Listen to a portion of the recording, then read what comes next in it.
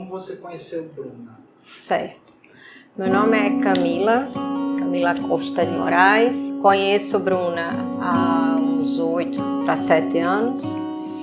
A gente se conheceu no trabalho, né? A gente trabalhava em outro prédio, onde a minha sala era vizinha dela. A gente exercia o mesmo cargo na época.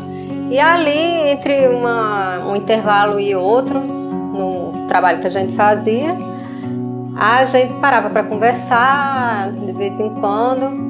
E aí eu descobri que Bruna era cristã também. E a gente conversava muito sobre as coisas de Deus mesmo, do rei. E aí foi estreitando a amizade, né?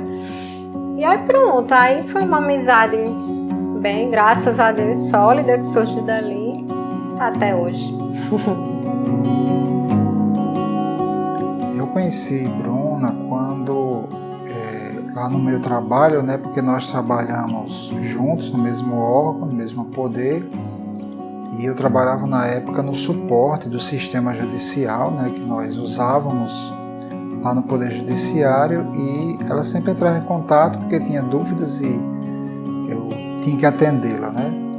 E com o tempo acabou surgindo uma amizade. Ela conversava comigo e contou que o marido era tecladista, então eu na época me interessei em conhecê-lo, né? Porque eu também sou músico. E aí certa vez marcamos com a nossa equipe de ir participar no evento onde o Cleison estava tocando com a banda que ele tinha na época, chamada Banda Camba. E ali nós conhecemos, né, o casal pessoalmente. Eu conheci a Bruna só através do chat interno lá do sistema. E começou ali, né, uma amizade. Na época eu e minha esposa, nós não éramos pastores ainda. Então a gente se conheceu ali, mas ainda era uma amizade relativamente superficial, né? Bom, nós já estamos casados há 14 anos, né? Caminhando para 15 anos.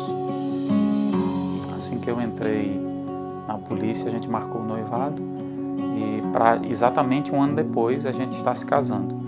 Então eu contabilizo isso pelos anos da polícia. Quando eu faço 15 lá, 14 aqui. Eu não sou muito bom com datas, ela sabe disso. Mas enfim, 14 anos de casados, graças a Deus, nunca tivemos uma briga, nada mais sério, nunca, né? Pequenas discussões de casais e pouquíssimas, raríssimas. A gente se deu muito bem, graças a Deus. Principalmente porque a gente tem se pautado pelos princípios bíblicos, né? Os ensinamentos da palavra de Deus. Então eu tento fazer a minha parte sacrificial de marido, ela tenta fazer a parte dela e tem conseguido, graças a Deus. E eu vivo dizendo a ela, brincando às vezes e falando sério ao mesmo tempo, que eu casaria com ela novamente várias vezes, entendeu? Se tivesse a oportunidade, nós casaríamos novamente.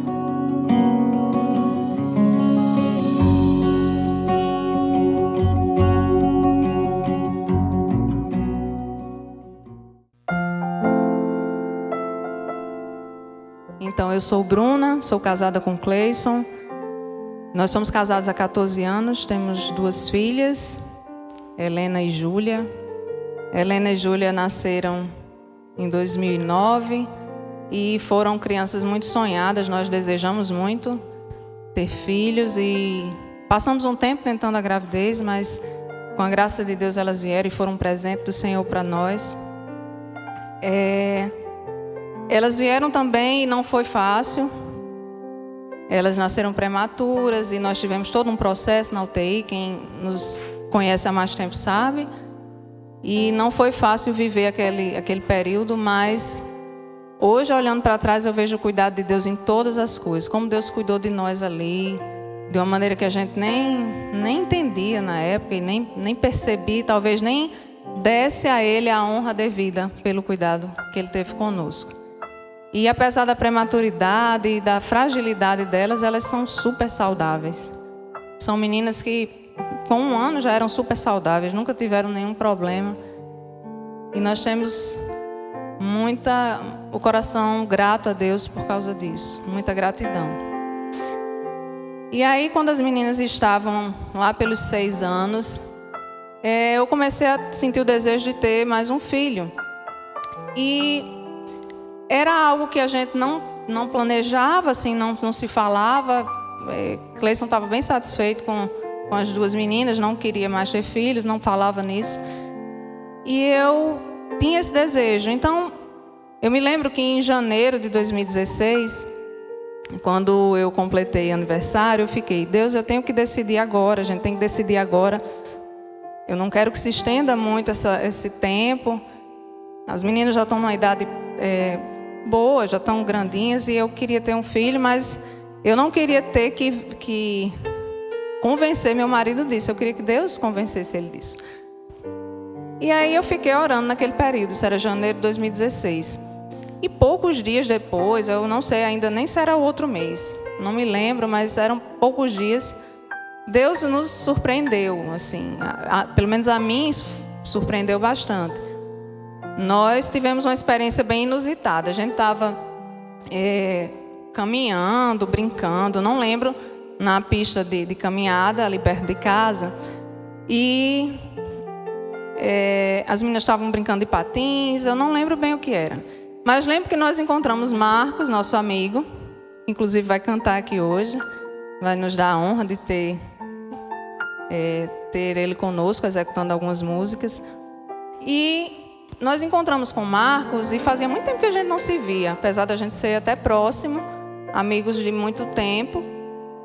E Marcos conversou com Cleison, eu não sabia do que se tratava, e Cleison, quando chegou em casa, me disse: Marcos disse que passou por você e te viu grávida. E Cleison achou que era brincadeira dele, o que ele estava brincando, que eles brincam muito, têm uma amizade muito próxima. E Marcos disse: não, é verdade, eu senti. E Marcos até me relatou depois que não é comum acontecer isso com ele. Ele disse que foi bem inusitado mesmo. Ele sentiu, de algum modo Deus mostrou para ele que eu ia engravidar.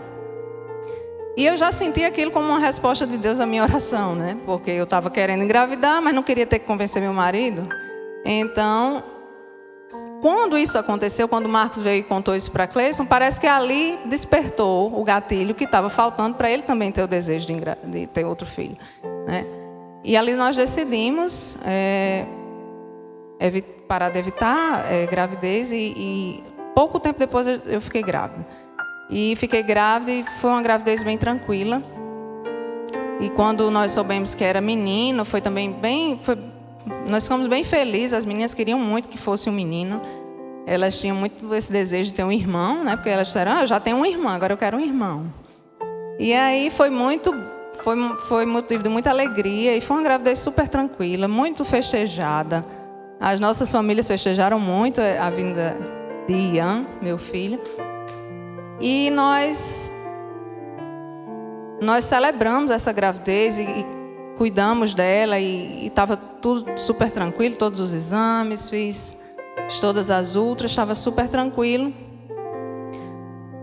E a gente jamais imaginou que aquela gravidez que estava se desenrolando de forma saudável, natural, tranquila, iria ter o desfecho que teve. Então Ian nasceu. E foi um nascimento, ele nasceu bem, ele nasceu tranquilo, ele era muito tranquilo. Ele parecia muito com o pai, se parecia muito com o pai. E ele veio ao mundo, e aí pouco tempo depois que ele nasceu, nós começamos a perceber alguns problemas, que eu não me lembro direito o que era, mas acredito que era algum tipo de desconforto respiratório. E eu não tenho tantas lembranças do que era de fato, porque eu também não estava bem, né? Eu sangrei muito, eu tive alguns problemas após o parto. E aí ele foi atendido, e ele foi atendido por uma equipe médica que atendeu muito bem. E os médicos não sabiam explicar o que estava acontecendo com ele. Eles pediram meus exames pré-natais, perguntaram se eu tinha tido algum tipo de problema, viram as ultras viram meus exames de sangue, perguntaram se eu tinha tido algum tipo de infecção durante a gravidez. E eu tinha feito todos os exames, estava tudo ok. E eles não sabiam o que dizer. Meu filho foi atendido por um pediatra muito atencioso, o Dr. Jenner. E o Dr. Jenner ficou me fazendo perguntas e ele dizia: eu não estou conseguindo entender. E ele colocou lá no prontuário como uma suspeita, mas que ele não sabia ao certo. Ele colocou sopro no coração e botou uma interrogação. Então ele tinha suspeita de que fosse algum problema cardíaco que estava causando uma hipertensão pulmonar. Isso fazia com que o sangue passasse do coração para o pulmão. Não sei explicar como isso acontecia, mas ele estava com muito sangue nos pulmões. E a situação foi se agravando. Nesse momento, eu não tinha muita noção da gravidade das coisas. Eu não tinha. Eu não sei se quem estava próximo a mim tinha. Não sei se meu marido tinha, se as pessoas que estavam comigo tinham. Mas eu não tinha noção da gravidade. Eu sabia que ele não estava bem, mas eu achava que era só um cansaço, algo assim. Mas aí a gente foi vendo a preocupação da equipe médica. E com isso nós fomos ficando mais apreensivos. E eu fui ficando muito tensa, mas era o tempo todo falando com Deus, o tempo todo pedindo a Deus que agisse ali naquela situação. Eu cria que Deus ia agir e que meu filho ia ficar bem. E teve um momento, eu me lembro, que eu estava no quarto, na enfermaria, e Cleison veio falar comigo e disse: eu acho que ele está melhor, porque eu falei com ele, ele sorriu.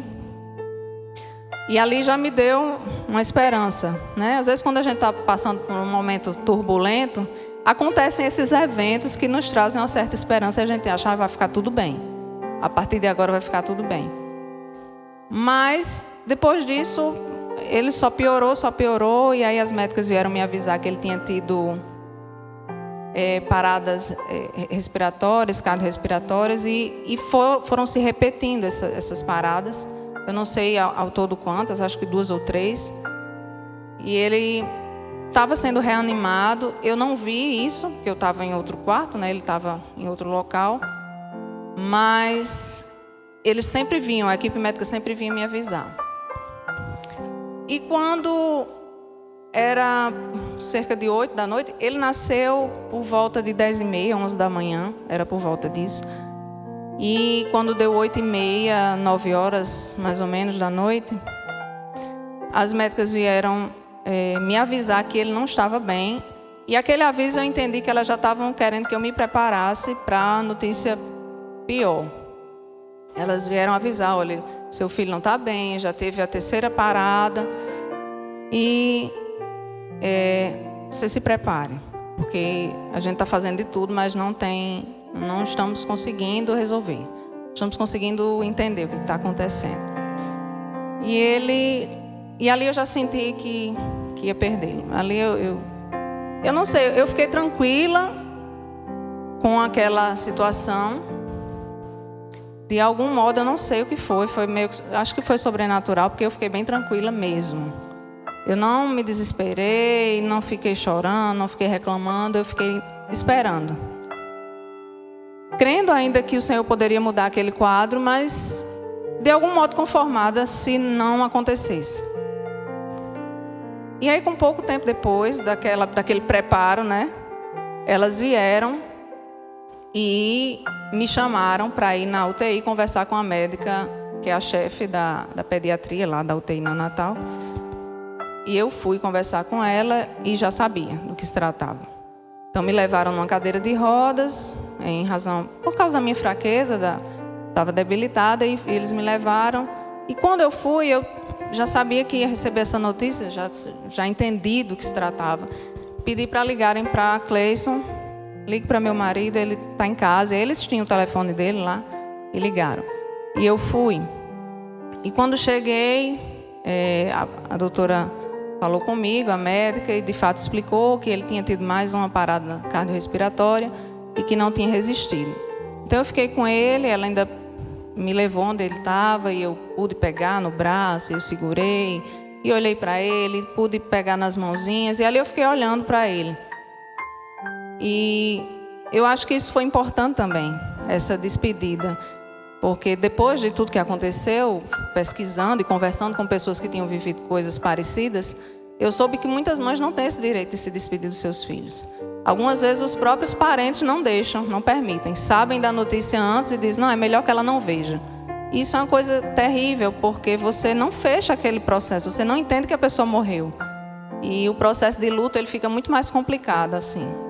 Então eu me despedi, mas ali naquela despedida, eu ainda orei pela ressurreição. Eu creio num Deus que ressuscita mortos, de acordo com os propósitos dele. Ele não ressuscita todos os que a gente ora, porque senão... Mas, de acordo com o propósito de Deus, eu creio nisso. E eu orei e criei, mas não foi o propósito de Deus para aquele momento na minha vida. E, de fato, meu filho se foi. E os dias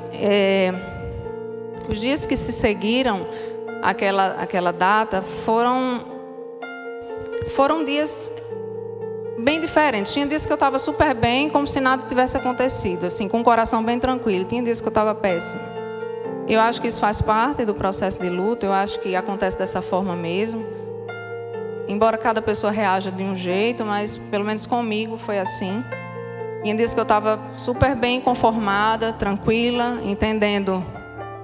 Acredito até que por entender que Ian não tinha morrido, a morte dele foi apenas física, mas a gente sabe, nós cremos num lugar eterno, nós cremos na eternidade e sabemos que ele não tinha morrido de fato, mas que ele vive, porque Cristo vive. E eu me apegava a essa esperança e muitas vezes eu ficava bem por causa disso. Mas, ao mesmo tempo que havia esperança, havia também muita saudade, né? Nós somos humanos, nós somos eternos, mas enquanto estamos aqui somos de carne e osso. E tinham dias muito difíceis. E nesses dias difíceis, que se alternava, que o meu temperamento se alternava, que eu tentava entender o que tinha acontecido, que eu revia fotos do nascimento, eu revia as roupas dele, eu revia o prontuário e ficava tentando entender o que tinha acontecido. Eu tentava entender o que eu tinha feito de errado. Eram muitos conflitos na minha cabeça, eram muitos conflitos. Eu acredito que todo pai que perde um filho, ele tem conflitos, porque é nosso dever cuidar deles. E aí quando eles morrem, dá uma sensação no nosso coração de que a gente não cuidou. Mas eu aprendi que é nosso dever cuidar dos nossos filhos, sim. Mas nossos filhos são amados e cuidados por um Deus que os ama ainda mais do que nós. Então, nesse momento eu estava com esses conflitos, com esses sentimentos. E havia uma canção que eu conheci nessa época, que se chama Saudade. Eu conheci essa canção, conheci o disco desse cantor na época. E se chama Pedro Valença, o cantor dessa música. Ele tem canções lindas. E eu conheci essa canção e essa canção dizia exatamente o que eu estava pensando, o que eu estava sentindo. E ao mesmo tempo ela era um alento ao meu coração, porque vocês vão entender que ela vai ser cantada, mas ela era um alento, porque de algum modo Deus me consolava através dessa canção. Saudade.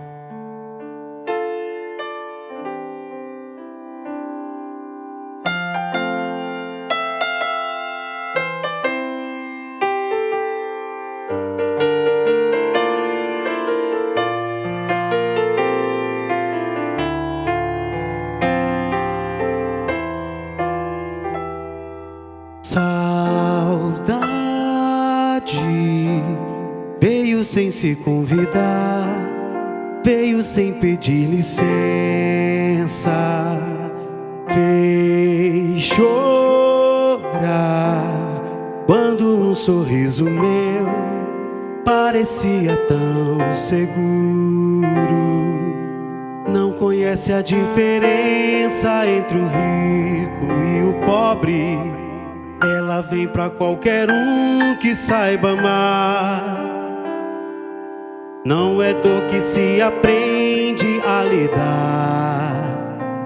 Tem sempre a mesma força, o mesmo jeito de machucar.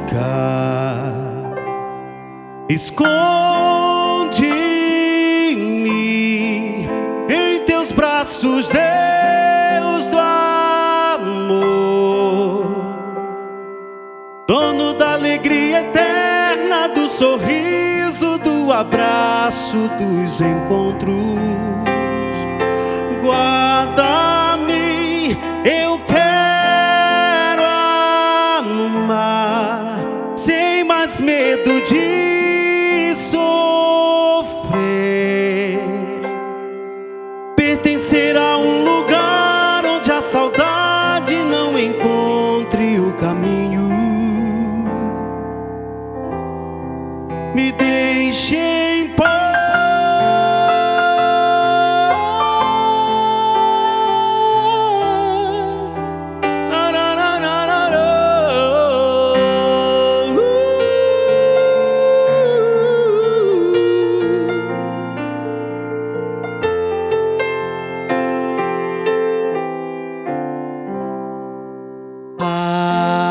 Aprendi a amar o meu irmão, me acostumei com a companhia. É assim, nossa vida é mais feliz se está perto quem se ama. Mas o que ninguém ensina, nem no livro, nem na escola, é lidar com a dor de ver alguém partir. Eu peço a Deus alguma ajuda a me ensinar. Ele me diz: meu filho, eu também sofro, mas isso terá um fim. Esconde-me em teus braços, Deus do amor, dono da alegria eterna, do sorriso, do abraço, dos encontros. Guarda-me, eu quero amar sem mais medo de sofrer, pertencer a um lugar onde a saudade não encontre o caminho. Me deixe em paz, em paz,